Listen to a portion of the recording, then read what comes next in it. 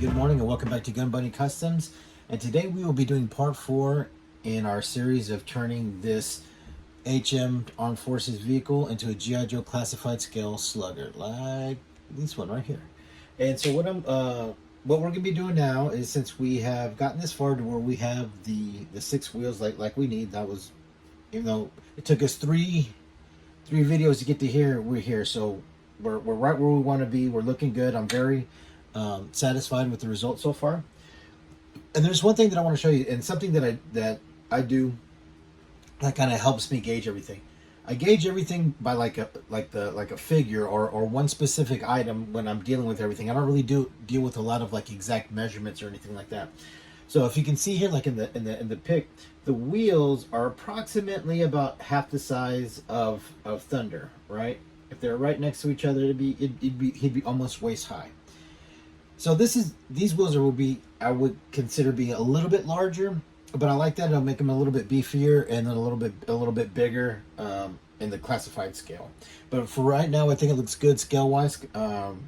Scaled against this number 24 Cobra Infantry, and also my favorite. This is still my favorite figure out of the whole line, I believe. It's just the most versatile and just sort of the best looking. Okay, so now the next step that we are going to do, it's going to be kind of a two-parter. Let me get the body and the interior bucket out here. So as you can still see that this portion, let me get my fat finger out of there, take some of my watchtower stuff. All right, so you can see here that this portion is still open. We're still going to need to enclose that, so then that way we have the same, similar opening here that's going to keep the axles, in line. So we need to work on that. But before we do that, what I want to do is the cutting part. So now what we're going to do is we're going to be removing the sections here of the corner, so that last tire, that third set of wheels can actually fit in, because obviously the toy was not originally designed for that. So it's meant to fit in more over here in this, where this pocket was, where it wasn't enclosed in here in the corner. So we're going to be removing those, and then I will finish removing this side of the stuff like I did here. So pretty much just this flat portion up here is going, pretty much just this flat portions up here is all that's going to be left. And then we're also going to be removing all of these tubes that the screws go into. And then we're going to be leveling this out as, then we're going to be leveling this out as well up here where I've talked about. And then we will come back, and then once we see how it sits on top of there, we can figure out how we're going to construct our walls from the bottom to the top to make sure everything's all enclosed and still symmetrical and looking good. And then yeah, so that's gonna be it. So I'm gonna go get all that cut. I've already shown y'all what I use as far as like my razor saws, and I would have to say that I think I'll be using my trusty dusty razor saw. And like I said, I'm just gonna cut this corner out, just this piece here and this piece here on both sides, so then that way that can fit. All right, so I'm gonna go get that done, and then I'll be back with the results. Okay, welcome back. All right, so we got everything all cut up, and it's kind of loosely mocked up right now. But yeah, it looks like it's gonna work out well. I was able to separate or cut all of this, and then this big hunk of plastic. Actually, I was able to figure out how to clip all the pieces off and get it to come out and just remove one big chunk, which I like, because that means that we can just slowly build off of this and build down that we have to. Now you can also see where we're going to have to build to marry those two together. So what I'm going to do is I'll lift this up, because it's not really, it's just kind of loosely sitting in there.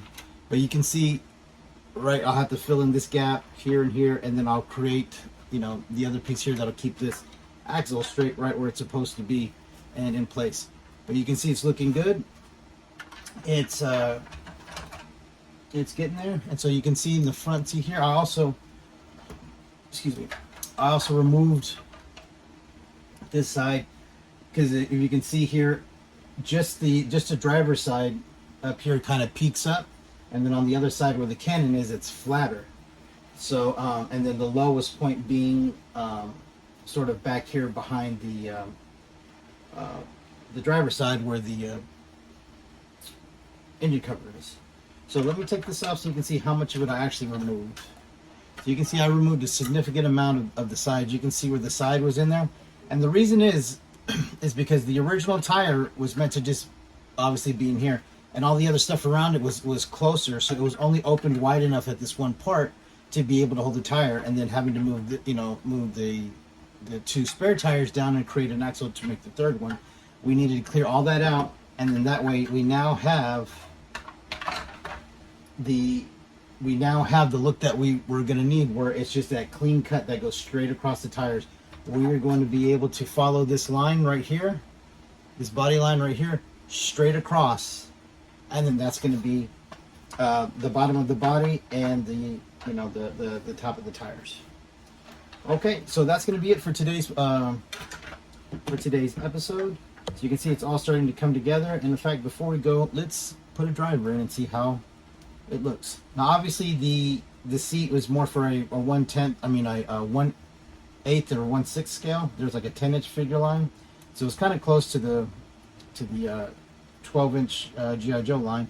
But as you can see, we got plenty of room up here for him. So when we're gonna build, when we build the top portion of this, we're gonna have to raise it up a little bit. But remember, he's gonna have that cover that's gonna slide across, and then he's gonna have. And I'm obviously going to mess with them as well, but he's going to have these controls in the front, and that's going to create the front end, and then we're going to build onto that, build the cannon, the back part. So the next step is going to be filling all of this back part in, and that's getting the exterior part of it close to the shape of that, and then we can start working on the details and stuff. All right, so that's going to be it for today. Thank you for following along in the series, and stay tuned for part 5.